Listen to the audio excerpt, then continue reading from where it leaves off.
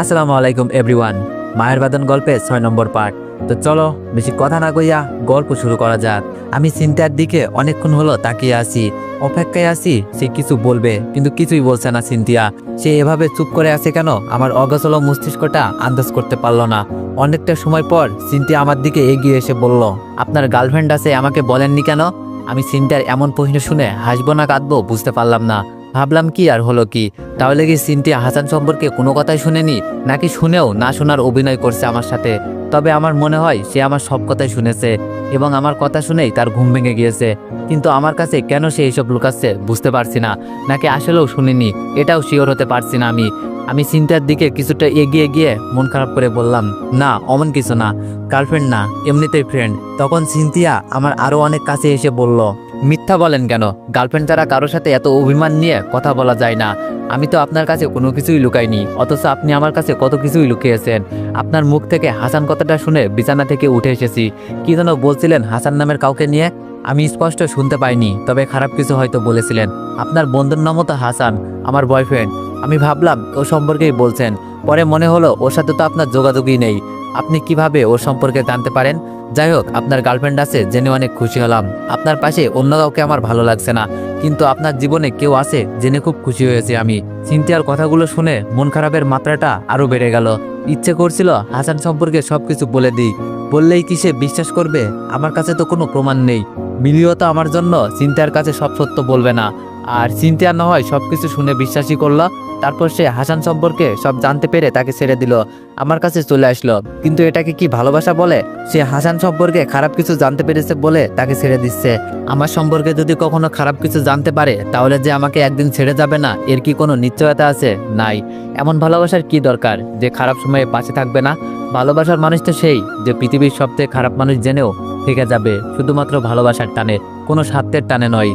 আমি সিনথিয়াকে বললাম, গার্লফ্রেন্ড থাকলে এতদিন একটা বিবাহিত মেয়ের সাথে এক ছাদের নিচে থাকতাম না, আপনাকে বিয়ে করতাম না।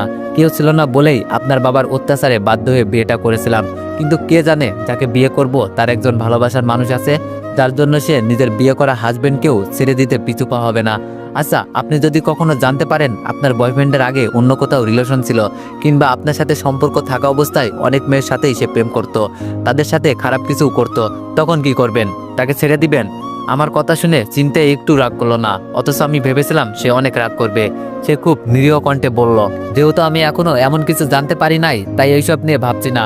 তবে যাকে ভালোবাসি তাকে ছোট্ট একটা কারণে ছেড়ে দেওয়ার মতো মেয়ে আমি নই। আমার ভালোবাসাটা এত সস্তা না যে কারো কাছ থেকে জানতে পারলাম আমার ভালোবাসার মানুষটা খুব খারাপ, সে একাধিক মেয়ের সাথে কথা বলে, আর আমিও এইসব বিশ্বাস করে তাকে ছেড়ে দিব। চিন্তার উপর আমার খুব অভিমান হলো। সে হাসানকে কেন এত বিশ্বাস করবে, ভালোবাসবে? আমি অভিমান ভরা কণ্ঠে সিনথিয়াকে বললাম, আর যাকে বিয়ে করলেন তাকে কিভাবে ছেড়ে দিবেন? স্বামীর থেকে বয়ফ্রেন্ড কোনোদিনও আপন হতে পারে না, কোনো অবস্থাতেই না। বয়ফ্রেন্ড আপনাকে বিপদের মুখে ছেড়ে যেতে পারে, কিন্তু একজন স্বামী কখনো তার স্ত্রীকে বিপদের মুখে ছেড়ে যাবে না। এই যে এতদিন ধরে আমার সাথে থাকছেন, খাচ্ছেন, কথা বলছেন, নিজের সবকিছু শেয়ার করছেন, এতদিন কি আমার প্রতি একটুও ভালো লাগা কাজ করেনি আপনার ভিতরে? একবারের জন্য কি মনে হয়নি থেকে যাই?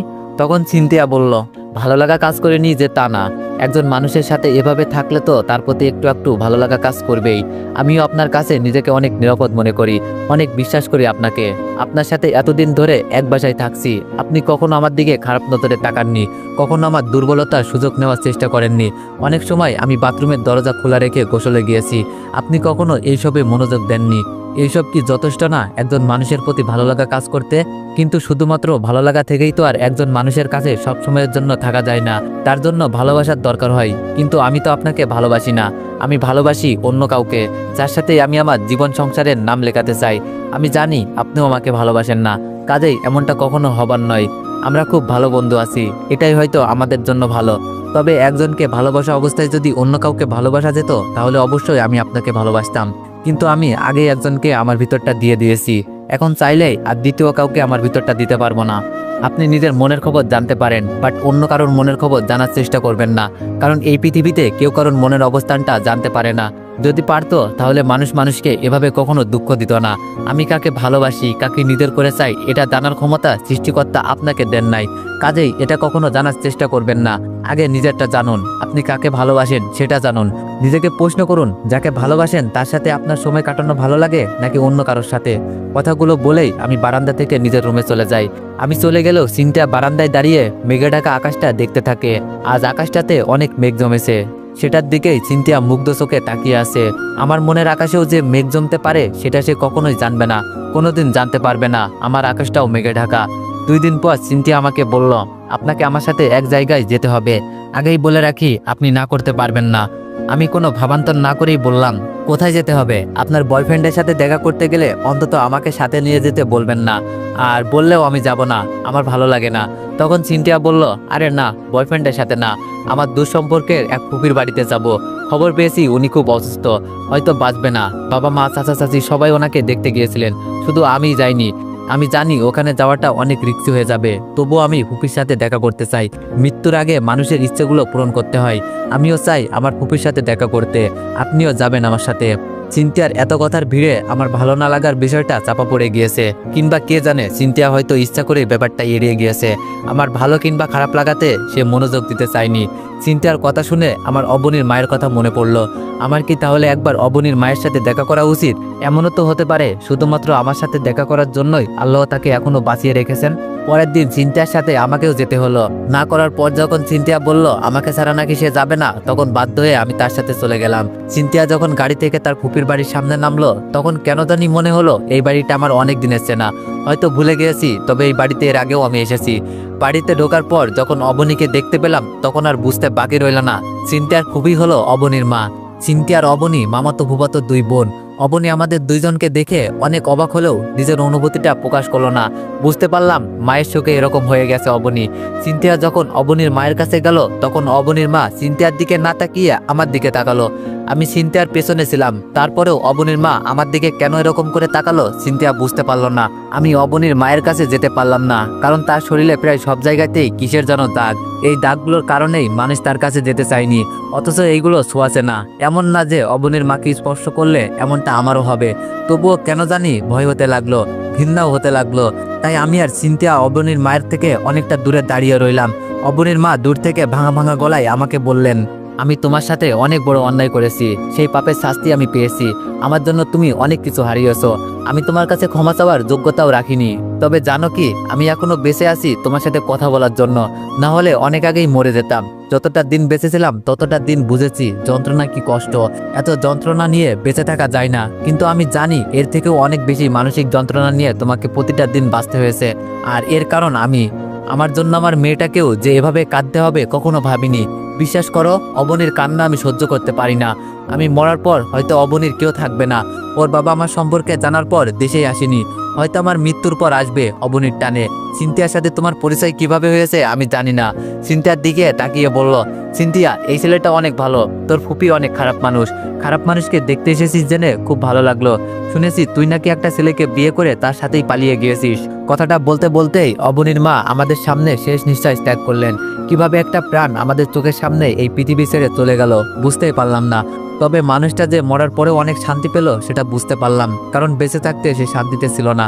প্রতিটা মুহূর্ত তাকে অসহ্য যন্ত্রণা ভোগ করতে হয়েছে। এর থেকে কি মৃত্যু ভালো না? অবনীর দরজার এক পাশে দাঁড়িয়েছিল। যখন জানতে পারলো তার একমাত্র আপনজন তাকে ছেড়ে চিরদিনের জন্য চলে গিয়েছে, ঠিক তখনই কান্নায় ভেঙে পড়লো অবনী। চিন্তার চোখেও পানি। আমার চোখে পানি নেই, তবে ভিতরটা পুড়ে যাচ্ছিল। আফসোস হচ্ছিল কেন আর কিছু সময় আগে আসলাম না, কেন কথাগুলো শেষ করতে পারলাম না। আমি অবনীর কাছে গিয়ে অবনীকে সান্ত্বনা দেওয়ার বিচার চেষ্টা করলাম। অবনীকে সান্ত্বনা দেওয়ার ভাষা আমার কাছে নেই। হঠাৎ করেই অবনী আমাকে জড়িয়ে ধরে কাঁদতে থাকে। আমি কি করব বুঝতে পারছিলাম না। এমন একটা সময়ে কি তাকে নিজের কাছ থেকে ছাড়িয়ে দূরে সরিয়ে দেওয়া উচিত নাকি জড়িয়ে ধরা উচিত? আমি তাকে 2 হাত দিয়ে জড়িয়ে ধরে থাকলাম। সে কান্না করুক, তার আজ কান্না করার দিন। আমাকে জড়িয়ে ধরে সে কাঁদছে, এটা সিনথিয়া সহ্য করতে পারছে না। তাই হয়তো আমার কাছে এসে অবনীকে আমার কাছ থেকে ছাড়িয়ে নিয়ে নিজে অবনীকে সান্ত্বনা দিতে লাগলো। অবনীকে জড়িয়ে ধরে সিনথিয়াও কাঁদতে লাগলো, কারণ সিনথিয়া জানে অবনীর আপন বলতে এই একজন ছাড়া আর কেউ রইল না। সিনথিয়ার কান্না থেমে গেলেও অবনীর কান্না থামে না, সে অনবরত কাঁদতে থাকে।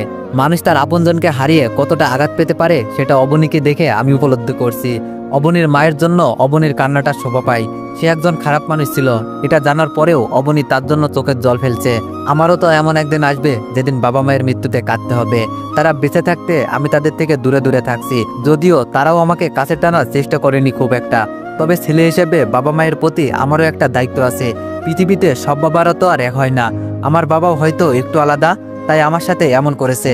অবনী যদি তার মায়ের সবকিছু জানার পরেও মৃত্যুর আগে তার পাশে থেকে সেবা যত্ন করতে পারে, একজন আদর্শ সন্তানের দায়িত্ব পালন করতে পারে, তাহলে আমি কেন পারবো না শেষ বয়সে আমার বাবা মায়ের পাশে থাকতে। সত্যি বলতে অবনীকে দেখে নিজের বাবা মাকে অনেকটা মিস করেছি। এমনটা আগে করিনি, কিন্তু আজ মনে হলো আমার মাও হয়তো আমার জন্য কাঁদে, যেমনটা অবনীর মা মরার আগে অবনীর জন্য কেঁদেছিল। 2 দিন অবনীর ওখানে থাকলাম আমরা, তারপর চলে আসলাম। অবনী এতটাই ভেঙে পড়েছিল যে সে আমার আর সিনথিয়ার সম্পর্কে জানার আগ্রহ প্রকাশ করেনি একটা বারের জন্যও। অথচ আমি ভেবেছিলাম আমাকে আর সিনথিয়াকে এভাবে একসাথে দেখে অবনী অনেক প্রশ্ন করবে, অনেক কিছু জানতে চাইবে, কিন্তু তেমন কিছুই জানতে চাইল না অবনী। তার মানে কি অবনীর ইমোশনগুলো তার মায়ের জন্য ছিল, আমার জন্য ছিল না? সে কি তার মায়ের জন্য আমার কাছে ফোন দিয়ে কান্না করতো? অনেকদিন আগে আমাকে ভালোবাসতে চেয়েছিল, এমন তো না যে আমাকে ভালোবেসেছিল। এতদিন নিশ্চয়ই ভালোবাসার মতো কাউকে খুঁজে নিয়েছে অবনী। আমিও এটাই চেয়েছি। আমি চাইনি সে আবার আমাকে ভালোবাসুক। আগে হয়তো তার ভালোবাসাটা আমি ফিরিয়ে দিতে পারতাম না, কিন্তু এখন তাকে গ্রহণ করার মতো অবস্থায় আমি নেই। কাজেই অবনী যদি নিজের সুখের জন্য কাউকে খুঁজে নিয়ে থাকে, তাহলে আমার চেয়ে খুশি আর কেউ হবে না। কারণ আমিও চাই মেয়েটা তার একাকিত্ব দূর করে কষ্টের জীবনের অবসান ঘটিয়ে সুখে শান্তিতে বেঁচে থাকুক। কিছুদিন পরের কথা, হঠাৎ করে একদিন জানতে পারি বাবা হার্ট অ্যাটাক করেছে। যখন খবরটা শুনতে পেলাম তখন রাত 8টার মতো বাজে। আমি তখন চিন্তার সাথে খাবার খাচ্ছিলাম। খবরটা শোনার পর আমার কোনো কিছুই মনে ছিল না। তিনি আমাকে বাসা থেকে বের করে দিয়েছিলেন। নিজের মেয়ের জামাই বাড়ির সবার সামনে আমাকে সন্তান বলে অস্বীকার করেছিলেন। কাউকে বলেননি তার একটা ছেলে আছে। এইসব কিছুই কেন জানি মনে করতে পারলাম না আমি। শুধু তখন একটা কথাই মনে হলো, হাসপাতালে যেই মানুষটা মৃত্যুর সাথে পাঞ্জা লড়ছে সেই মানুষটা আমার বাবা। মানুষটা আমাকে এই পৃথিবীর আলো দেখিয়েছেন। আমি খাবার টেবিল থেকে উঠে একটা দৌড় মারলাম। যেভাবেই হোক, যে করেই হোক আমাকে হাসপাতালে পৌঁছাতে হবে। সিনথিয়া আমার এমন অদ্ভুত ব্যবহারে অনেকটা সারপ্রাইজড হলো। আমার কাছে জানতে চাইলো কি হয়েছে। আমি তাকে কিছু বলার প্রয়োজন মনে করলাম না। 1 ঘন্টার মধ্যে কিভাবে কি করে আমি হাসপাতালে পৌঁছালাম জানি না, তবে পৌঁছালাম। হয়তো বাবা নামের ভালোবাসার শক্তিটাই আমাকে অলৌকিকভাবে পৌঁছে দিয়েছে। আমি হাসপাতালের ভিতরে গিয়ে দেখলাম আমার মা কাঁদছে, বোনটাও এসেছে। সবাইকে কাঁদতে দেখে আমারও চোখ দিয়ে 2 ফোঁটা জল গড়িয়ে পড়লো। একসময় আমি ভেবেছিলাম এরকম বাবার জন্য আমি কখনো নিজের চোখের জল ফেলবো না, কিন্তু ভাগ্যের কি নির্মম পরিহাস, আজকে না চাইতেও আমাকে আমার বাবার জন্য চোখের পানি ফেলতে হচ্ছে। আমার খুব ইচ্ছে করলো মায়ের কাছে দৌড়ে গিয়ে মায়ের আঁচলের নিচে মন ভরে কাঁদি। কতটা দিন মায়ের সাথে কথা বলিনি আমি কি তাহলে আমার মাকে ভুলে গিয়েছিলাম? মায়ের কান্নাটা আমার সহ্য হচ্ছিল না। আমি কখনোই আমার মাকে এভাবে কাঁদতে দেখিনি। যেই মানুষটা সবসময় হাসি খুশি থাকতো সেই মানুষটার চোখেই আজ জলে ভরা। এই হাসপাতালে এর আগেও আমি এসেছিলাম রাশেদের কাছে। আমি রাশেদকে খুঁজতে লাগলাম। অনেক খোঁজাখুঁজির পর রাশেদের সাথে দেখা হলো। রাশেদ আমার বাবা মাকে চিনত না। আমি বলার পরেই ও চিনতে পারলো। ও যখন বলল ছোট্ট একটা অপারেশন করতে হবে বাবার, তখন আমার ভিতরটা কেঁপে উঠলো, ভয় কাজ করতে লাগলো। আমার মনে হলো আমি আমার জীবনে প্রথমবারের মতো খুব কাছের কাউকে হারাতে যাচ্ছি, যেই মানুষটা আমার বাবা। আমি মানসিকভাবে খুব দুর্বল হয়ে পড়লাম। বাবার রক্তের গ্রুপ আমার সাথে মিলছিল। অপারেশন থিয়েটারে যাওয়ার আগ পর্যন্ত আমার মা আর বোন জানতেন না যে তার বাবাকে আমি রক্ত দিচ্ছি। আল্লাহর রহমতে ভালোভাবে অপারেশনটা হয়ে গেল। যেটা নিয়ে ভয় করছিল সেরকম কিছুই হয়নি। বাবা সুস্থ আছেন জেনে ইচ্ছে হলো তার সাথে একবার দেখা করে যাই, কিন্তু আমি করলাম না। চুপ করে যেমন এসেছিলাম ঠিক তেমন করেই চলে যাচ্ছিলাম। হঠাৎ করেই পেছন থেকে আমার নাম ধরে কেউ ডেকে উঠলো। এই ডাকটা আমার বহুদিনের পরিচিত। এই নামে আমাকে শুধু একজন মানুষই ডাকতো, খোকা বলে শুধু মা আমাকে ডাকতো। আদর করে মা আমাকে এই নামে ডাকতো। শেষ কবে মা আমাকে এই নামে ডেকেছে আমার মনে নেই। পেছন দিকে তাকাতেই দেখি আমাকে ডাকছে। আমি আর নিজেকে আটকে রাখতে পারলাম না, দৌড়ে গিয়ে মাকে জড়িয়ে ধরলাম। মায়ের ডাক উপেক্ষা করার ক্ষমতা পৃথিবীতে কোনো সন্তানের নেই। কেউ মায়ের ডাক উপেক্ষা করে থাকতে পারে না, আমিও পারিনি। মা যখন আমার গালে হাত রেখে বললেন, আমাকে ছেড়ে থাকতে বুঝি কষ্ট হয় না? একবারও মনে হয় না তোর মাকে? আমরা না হয় ভুল করেছিলাম, কিন্তু তুই তো সবকিছু জানার পরেও আমাদের ছেড়ে থাকছিস। তোর বাবা কেমন মানুষ সেটা তো তুই জানিসই। তোর সাথে কিংবা তোর বোনের সাথে কখনো খুব ভালোবাসা নিয়ে কথা বলেনি। উনি মানুষটাই এমন, নিজের ভালোবাসাটা ঠিকমতো প্রকাশ করতে পারে না। আমি মানুষটার সাথে অনেক বছর ধরে সংসার করছি, আমি জানি মানুষটা কেমন। তোকে যেদিন ফোন করে বাসায় আসতে বললো, সেদিন তুই তোর বাবাকে যেই কথাগুলো বলেছিস সেই কথাগুলো উনি নিতে পারেননি। অনেক কষ্ট পেয়েছিলেন। অনেক চেষ্টা করেও তোর সেই কথাগুলো ভুলতে পারেনি। সবসময় নিজেকেই দোষ দিয়েছেন, ভেবেছে এমনটা তার প্রাপ্য ছিল, কারণ সে তোর সাথে অনেক খারাপ ব্যবহার করেছিল। কিন্তু বিশ্বাস কর, ওটা ছাড়া তোর বাবার কোনো উপায় ছিল না। তোর সাথে কথা বলার পর থেকেই তোর বাবার শরীরটা খারাপ হতে থাকে। সেই খারাপটাকে কেন্দ্র করেই আজ তাকে হাসপাতালের বেডে শুয়ে থাকতে হচ্ছে। তবে এটার জন্য কখনো নিজেকে দায়ী করবি না, ভাগ্যে ছিল তাই এমন হয়েছে। আমি মায়ের এগুলো প্রশ্নের জবাবে কিছুই বললাম না, চুপ করে তার দিকে চেয়ে রইলাম, কারণ এই পবিত্র মুখটা অনেকদিন হলো আমি দেখিনি। আজ চোখ সরাতে ইচ্ছে করছে না। আমি বাবার পাশে যেতেই বাবা আমাকে কাছে টেনে নিলেন। বাবা আমার কাছে যদি ক্ষমতা চাইতে পারতো তাহলে হয়তো সেটাই করতো। মানুষটা অনেক কঠিন ছিল, অন্তত আমার ক্ষেত্রে।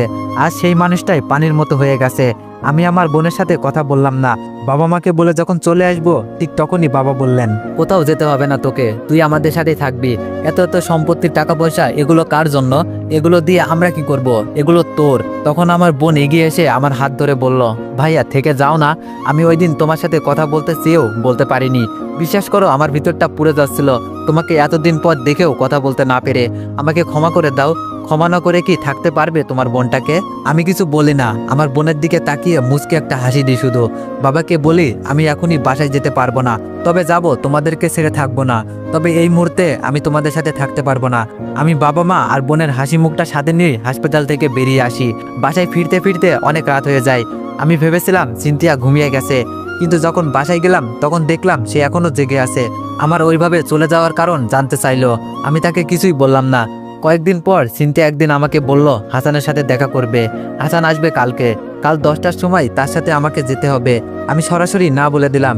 ঠিক তখনই সিনথিয়া বলল ও এবার পার্কে দেখা করতে চাচ্ছে। এর আগে তো সবসময় রেস্টুরেন্টে দেখা করেছি, এবার পার্কে কেন বুঝতে পারছি না, তাই আপনাকে সাথে নিয়ে যেতে চাচ্ছি। তখন আমি একটু তিরস্কার করেই বললাম, প্রেমিক প্রেমিকার মধ্যে আমি কেন যাব? যা করতে ইচ্ছে হয় তাই করবেন। এতদিন ধরে প্রেম করেন, অথচ বয়ফ্রেন্ডের সাথে পার্কে দেখা করতে ভয়। কি করবে? বড় জোর চুমু খাবে, জড়িয়ে ধরবে? যাকে ভালোবাসেন তার সাথে এইসব করতে পারবেন না? আমি এইসব কথাগুলো বলছিলাম সিনথিয়ার রিয়াকশনটা দেখার জন্য। সে যে এতটা রিয়াক্ট করবে বুঝতে পারিনি। সে রাগে কাঁপতে কাঁপতে বলল, আমাকে আপনি এমন ভাবেন? ভালোবাসি বলেই যে বিয়ের আগে এইসব নোংরামি করব এমন মেয়ে আমি না, আর অতটা বোকাও না। যদি আবার তৃতীয় বিশ্বযুদ্ধ হয়, সেখানে যদি একটা মানুষ নিজেকে সেভ করতে পারে, সেই মানুষটা আমি। জীবনে কত ছেলের সাথে বন্ধুত্ব হয়েছে, কতজনের সাথে ঘুরেছি, কেউ কখনো আমার হাতটা পর্যন্ত ধরতে পারেনি। আর আপনি বলছেন আমি এইসব করব? তখন আমি আস্তে আস্তে নিজেই নিজেকে বললাম, বিয়ে করেও তো কিছু করতে পারেননি। তখন সিনথিয়া বলল, কিছু বললেন? আমি বুঝলাম সিনথিয়া আমার কথাগুলো শুনতে পেয়েছে। আমি বললাম, না না, কিছু বলিনি। পরের দিন 10টার সময় সিনথিয়ার সাথে পার্কে গেলাম সেফটি দেওয়ার জন্য। জামাই হয়ে নিজের বউকে বয়ফ্রেন্ডের সাথে দেখা করার জন্য নিয়ে এসেছি, তাও আবার সেফটি দিতে হবে। অনেক সময় পার হয়ে গেলেও হাসান আসলো না। প্রায় 2 ঘন্টা অপেক্ষা করার পরেও যখন হাসান আসলো না, তখন আমরা দুইজন পার্ক থেকে বেরিয়ে ফুটপাত দিয়ে হাঁটতে থাকলাম। তখন ঘটনা ঘটলো, একদল বকাটে ছেলে আমাদের পিছনে লেগেছে। কিছু পথ যাওয়ার পরে রাস্তার পাশে একটা ফাঁকা জায়গায় আমাদেরকে দাঁড় করালো। দলনেতার বেশে যেই ছেলেটা ছিল সে আমাদেরকে বলল, তোরা জানোস না এই এরিয়াটা খুব ডেঞ্জারাস? তোদের বাসায় কেউ কি জানে? তোর বাপ মেয়ের নাম্বার দে। তখন সিনথিয়া ওই ছেলেটার কথার মাঝে বলল, আমরা প্রেমিক প্রেমিকা না তো, আমরা দুইজন স্বামী স্ত্রী। তখন তারা আমাদের কথা বিশ্বাস করলো না। একজন বলে উঠল, ভাই এদের থেকে কিছু মজা নেওয়া যাক, ওদের দুইজনকে চুমু খেতে বলেন। যদি স্বামী স্ত্রী হয় তাহলে এটা করতে সমস্যা হবে না। আরেকজন ধমক দিয়ে বলল, আরে বেটা চুপ কর, এটা কোনো পরীক্ষাই হতে পারে না। গবেষণা করে দেখা গেছে স্বামী স্ত্রী থেকে প্রেমিক প্রেমিকা বেশি চুমু খায়। কাজেই এটা দিয়ে বোঝা যাবে না যে ওরা স্বামী স্ত্রী। ওদের জন্য অন্য একটা ব্যবস্থা আছে। তবে প্রথমে ওদের দুজনকে চুমু খেতেই দিই, দেখি কিরকম পারফর্ম করতে পারে, পরে অন্য কিছু নিয়ে ভাববো। আমি সিনথিয়ার দিকে তাকিয়ে শুধু হাসছি। এ নাকি তৃতীয় বিশ্বযুদ্ধ থেকেও নিজেকে সেভ করতে পারবে, অথচ কয়েকটা বকাটে ছেলের হাত থেকে নিজেকে রক্ষা করতে পারলো না। তো এভরিওয়ান, নেক্সট পার্টের জন্য অপেক্ষা করো। ধন্যবাদ।